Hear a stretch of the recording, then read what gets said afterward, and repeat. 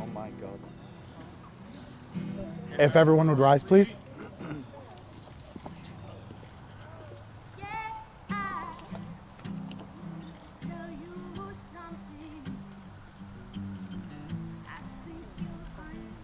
Oh, no, this is the easy part.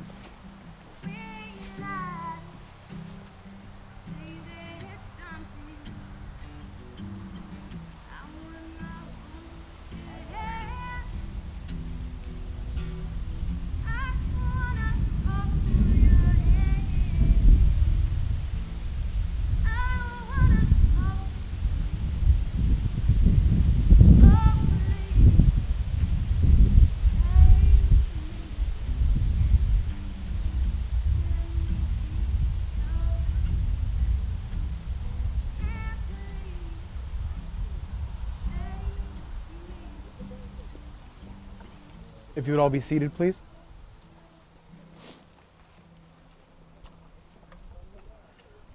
Larry, I've never met a father who is willing to give up his daughter.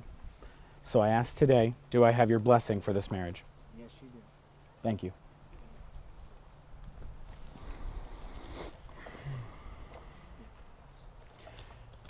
Welcome, everybody. Thank you very much for being here today. I'd like to introduce myself. My name is Nick Haydu. I've been friends with Kristina since we were 5 years old. She is my oldest and best friend, and I could not be more honored that she asked me to do this today in front of all of you. And Rob is a recent addition to my life, and I would just like to say that I don't feel I've ever could have been more blessed with a better friend.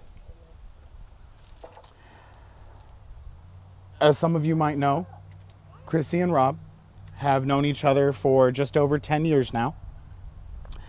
They have been many things to each other: a confidant, a friend, a shoulder to cry on, and now the love of each other's lives. Excuse me one second, I'm sorry. They first met through Christina's matron of honor, Chelsea, who is also Rob's cousin. Even though they were separated by an ocean, patience, love, and understanding has bridged that divide. Gathered here today are so many couples, all in different stages of their relationship, some that are just beginning to bloom, and others that have spent many years growing. But I think we can all agree that today, in the presence of these two, we can see that their relationship will only continue to go stronger with every passing moment they are together. Their relationship has been a very long road. It has had many obstacles in its way, many difficulties, setbacks. But thankfully, with the strength of one, the other was always able to prevail. I would like to take a small moment just to share a small story. When I had recently moved down to North Carolina, just about a year ago, and I had to leave Chrissy behind, their relationship had suffered another small setback, just one of many so far. And Rob had Chrissy, being the kind of person that she was, didn't want to burden me with that, didn't want to reach out because she knew I was going through multiple things of my own at the same time. Rob took it upon himself to reach out to me and offer to pay for my time and gas and anything else I would need to go up and see her, just so someone could be with her, because he knew that's what she needed. And she never had to ask for it. He just always wanted to give her everything he could offer whenever he can. And I think that is a true representation of just one of the many things that they will always do for each other. I would like to introduce the other Master of Ceremonies, Liz. As Nick said, my name is Liz. I have known this beautiful lady for 9 years. I have had the opportunity of knowing Rob for about 2 now, and I love them just as equally as if I had known him for 9 years. So, Christy asked me several things to do for her today. One was to find a scripture verse from the Bible to read, and when she told me she was having a non-traditional ceremony, I was like, oh geez, there's no pressure there. So, as luck would have it, after our long, meaningful talks for 9 years about God, life, religion, and everything that we have talked about in between, I found the perfect one right away for you guys. Sorry. To me, this scripture verse describes their love to a T. It is Song of Solomon 8:6. Place a seal over your heart, like a seal over your arm. For love is as strong as death, its jealousy as unyielding as the grave. It burns like a blazing fire, like a mighty flame. At this point, I was asked to do something else, and this was to honor the people that could not be here with us today. So we want to take a moment and honor Rob's family from England who couldn't make it here.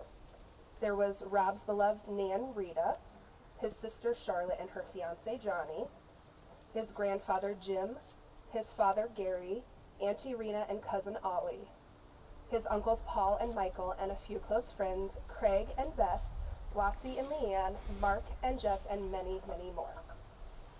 And finally, those who can't be with us today, but whom we hold dear in our hearts. We know they're watching from heaven. Chrissy's grandfather, Earl Alfer, who, if anybody knew him, he was an amazing man.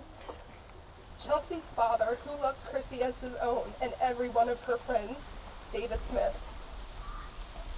Chrissy's great Aunt Anne, and finally beloved baby Addison Renee, our little duck. Thank you very much, Liz. At this time, both the bride and groom would like to present each of their mothers with a rose to symbolize the gratitude for their mother's unconditional love and unyielding strength in a time of hardship. This is called the Mother's Rose Ceremony, and it is accompanied by this small poem. Mothers plant so their children may harvest. Mothers welcome pain and burden to give their sons and daughters the gift of life.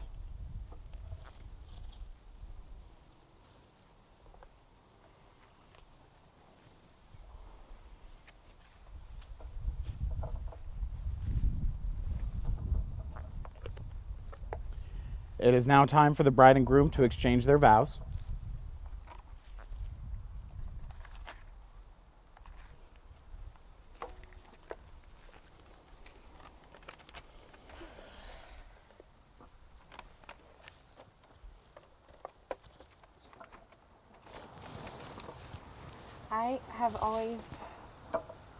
I have always dreamed of you.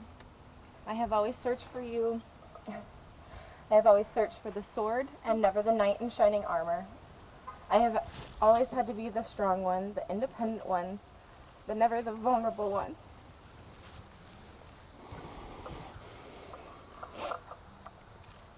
Until you. So yes, I have always dreamed of you, the man that would let me defeat my own dragons, but carry me through the fire if I could no longer fight. I am safe with you. I am safe to let my guard down, safe to struggle, safe to make mistakes, and safe to trust with all of my whole heart. And I have waited so long to allow myself to feel vulnerable. You carry my burdens without complaint, without spite. Show me nothing but tenderness and love. You love my daughter like your own. And how much you love her makes me love you more. You challenge me. You are just as stubborn as me. You are my equal, my other half, my missing piece. For 31 years, my parents set a standard for marriage that I almost believe was near unattainable. Every day out of years that I've been alive to witness, my daddy wore his love and devotion for my mother clear on his face. I thought that if I could get a man to look at me even a fraction of how he looked at her, I would be blessed. And then I found you. I didn't know it at the time, but I had been searching for you in everyone for many, many years.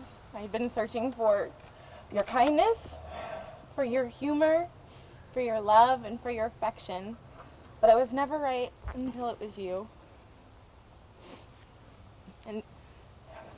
And until it was you and Rhea and I.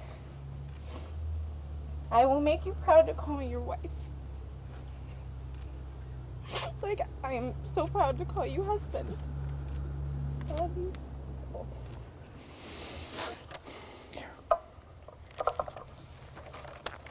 I'm a little shorter than that.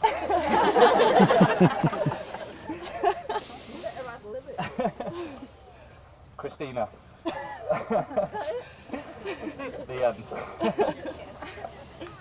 Over the last 10 years, I've witnessed you grow into an incredible, beautiful, and intelligent woman. You've pushed me, and challenged me, distracted, and captivated me, and you've surprised me at every turn. You showed me that there is more to life than just what's in plain sight, and to chase after what you desire most. You took a leap of faith to travel halfway around the world to see if we could ever be, and ever since I've fallen in love with you again and again and again, countless times without question or reservation. Today I get the privilege of marrying my soulmate, best friend, and partner in crime, and today I promise you that I will be true to you, that I will uplift and support you, that I will challenge and frustrate you, that I will always love you unconditionally, that I will be the type of father that Rhea deserves, that I will love her and support her, nourish her and take care of her, and help her grow into a woman as amazing as her mother. And one day when the stars align, I might actually let you win an argument.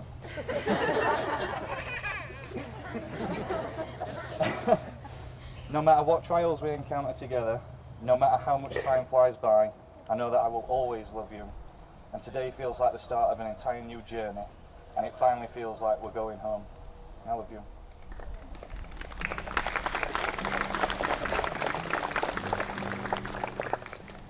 If you would each take your ring, please. Hold on to it for just a moment. Here's at the bottom.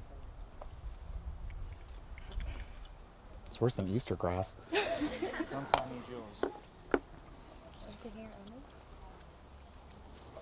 All right. Robert, do you take this woman to be your lawfully wedded wife, to have and to hold, for richer, for poor, and in sickness and in health, as long as you both shall live?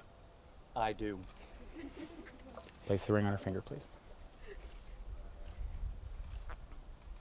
Kristina, do you take Rob to be your lawfully wedded husband, to have and to hold, for richer, for poor, in sickness and in health, as long as you both shall live? I do.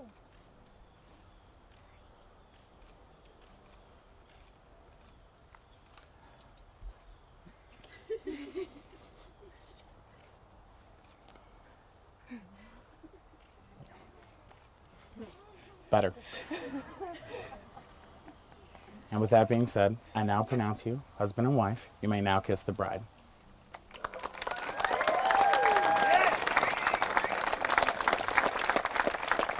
It is my pleasure to announce for the first time, Mr. and Mrs. Milnes.